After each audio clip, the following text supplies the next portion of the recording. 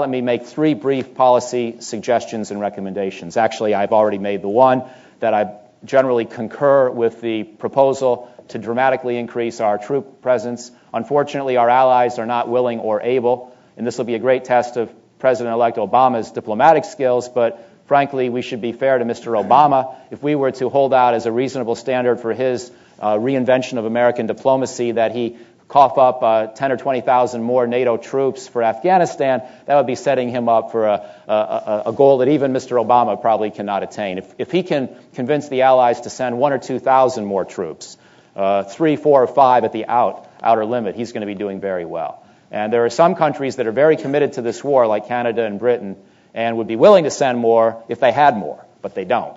And there are others that are feeling their way on this war, like Germany and Spain, where, frankly, we're not entirely sure, in many cases, just how many more of their forces would be useful anyway. I don't want to in any way denigrate their contribution, but it is in a more constrained, limited way, and there are certain parts of the country where they're simply not very useful because of the constraints on their employment in terms of rules of engagement.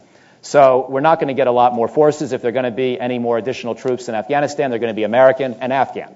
That's pretty much the bottom line. So second recommendation, beyond supporting the McKiernan, Petraeus, Gates, Bush, Obama emerging strategy, is that we should probably go much higher in our goals for the Afghanistan Army and police, which means that some of those 25,000 additional Americans have to be trainers.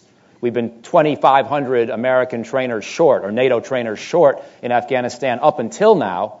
We probably have to go even above and beyond the previous ceiling and maybe add 4,000 to 5,000 trainers to be where we should be. We also have to assume that once the Afghan army gets to that current goal of 134,000 soldiers, that it will probably have to go up to 200,000 or more in the following years before we can realistically leave the country and feel like they have a viable security force, which also means we have to think internationally about how to fund an Afghan security force that the Afghans themselves cannot fund at that level.